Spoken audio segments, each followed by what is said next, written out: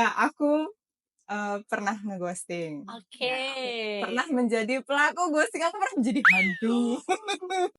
Aku coba chat kan, kayak make Mhm. sure everything is okay atau enggak. Mhm. Hilang. Kayak literally push. Karena Ghosting. kalau aku sendiri, kalau boleh sharing, Mhm. praktek aku nge-ghosting.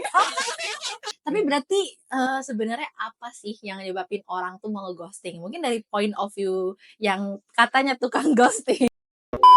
Hai semuanya, selamat datang di podcast Menjadi Wanita bersama aku Al. Sama aku Jia. Dan hari ini kita mau ngebahas topik yang cukup menarik dan kurasa semua orang pernah ngalamin. Apa itu? Ghosting.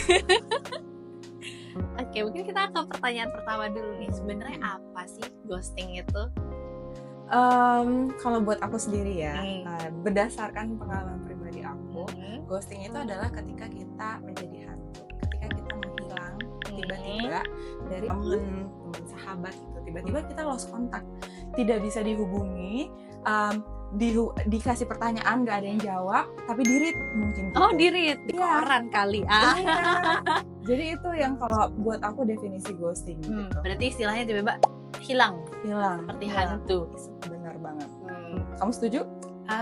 Iya sih, kelihatannya penjelasannya memang seperti itu ya, karena kata dasarnya sendiri hantu gitu kan. Semua orang pasti pernah ngalamin gak sih yang namanya di ghosting atau bahkan jadi pelaku nih. Coba nih, siapa dulu nih pelakunya, siapa, korbannya siapa di sini? Oke. Jadi coba. Oke, aku pernah nge-ghosting. Oke. Pernah menjadi pelaku ghosting, aku pernah menjadi hantu. Kenapa tuh? Kenapa? Ceritanya gimana? Ceritanya ya, mungkin kalau aku lebih kepada, kalau yang tadi definisikan kepada orang yang terkasih, kepada orang yang dirasa cukup penting ya. Tapi kalau aku kepada orang-orang yang bagi aku sebenarnya justru belum terlalu penting gitu loh. Tapi mungkin saat itu menjalani proses, cuma di tengah-tengah proses mungkin ada hal-hal yang ternyata kayaknya nggak cocok gitu loh. Ternyata kayak nggak sejalan gitu. Akhirnya kayak ya aku nge-ghosting gitu loh. Kayak sebagai pemain tips online dating apps ya gitu loh. Jadi bagi aku melakukan ghosting gitu loh, ketika misalnya lagi di tengah-tengah PDKT, ternyata tiba-tiba aku sibuk ya, walaupun ini bukan menjadi alasan, tapi kayak tiba-tiba aku sibuk atau misalnya saat itu beliau atau calon itu bukan menjadi prioritas, maka aku akan tiba-tiba menghilang gitu loh.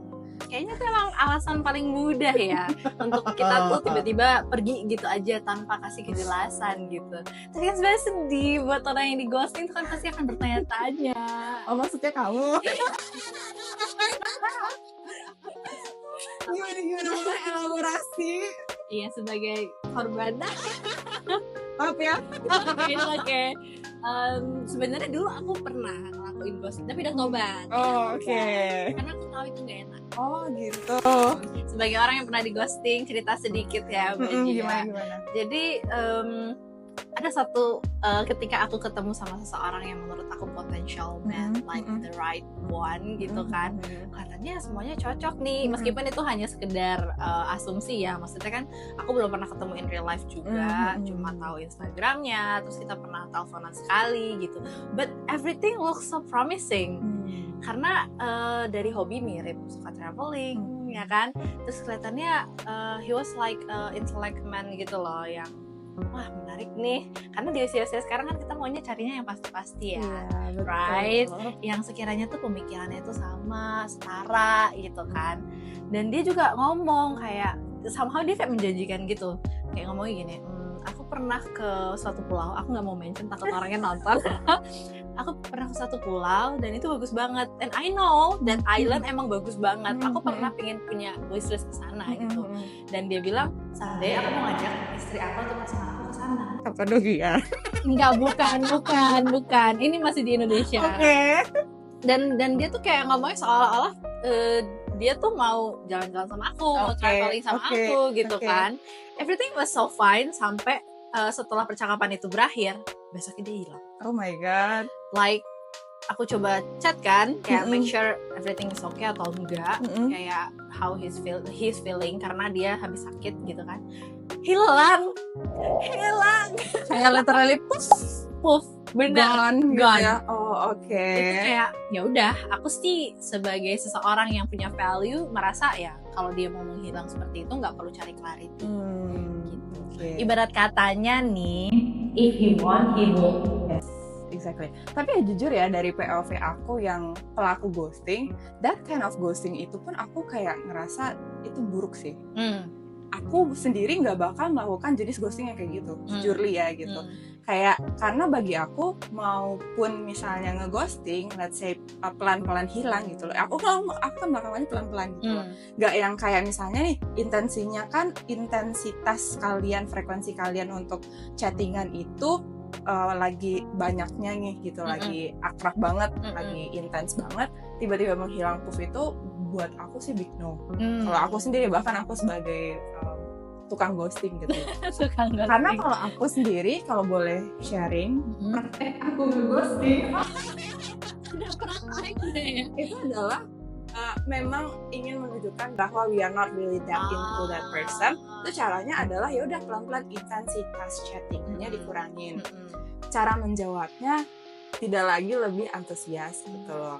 Memang ini aku lakukan untuk orang-orang yang sebenarnya aku udah menunjukkan beberapa sign bahwa I'm not really that into you, tapi dia kayak mungkin masih berusaha keras nih gitu loh, kayak he doesn't really catch my signal gitu. Dan akhirnya setelah mungkin beberapa kali aku kurangi intensitasnya, yang mungkin terakhir kalinya aku udah gak balas lagi gitu.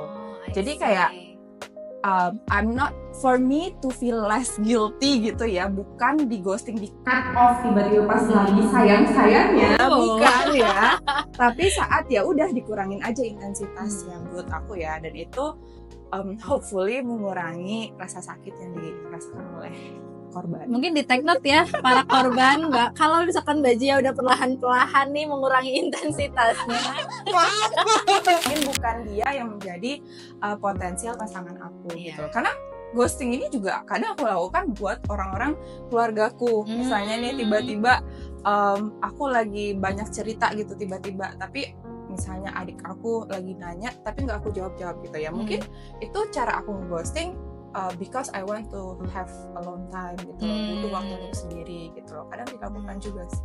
Tapi kayaknya kalau dari instead of ghosting itu lebih kayak butuh waktu ya. Kalau ghosting kurasa harus bener-bener hilang nggak lost sih? contact, forever gone gitu. Iya, I think ya, namanya juga hantu kan gak mungkin balik lagi hidup, zombie nanti jadinya. Menghantui. Iya betul gitu. Tapi berarti sebenarnya apa sih yang nyebabin orang tuh mau ghosting? Mungkin dari point of view yang katanya tukang ghosting, mungkin kan lebih dapet nih alasan-alasannya. Kalau tadi kan aku simpulin satu ya, berarti emang gak tertarik. Dia bukan potential partner yang memang dicari gitu kan. Tapi what else? Oke. Salah satu mungkin alasannya adalah selain yaitu ternyata I'm not really that into you adalah sibuk. Punya prioritas lain gitu loh, but somehow emang itu juga nunjukin bahwa I'm not really that into you, sehingga aku tidak menjadikan kamu prioritas gitu. Catat ya.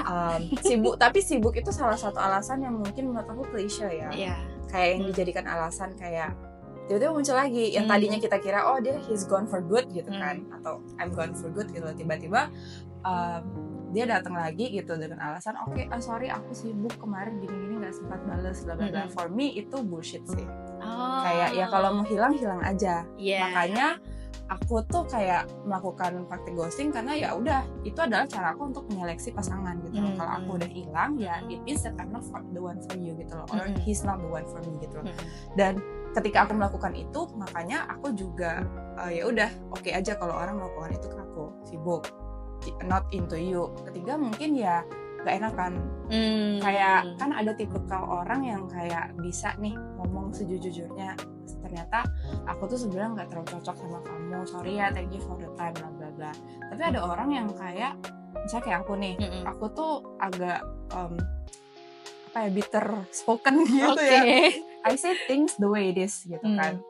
Jadi kalau misalnya aku, apalagi untuk case-nya yang kayak terjadi suatu hal yang kayak bener-bener gak enak di aku, takut ya kalau aku ngomong sejujurnya ke orang itu, akan menyakitinya gitu loh.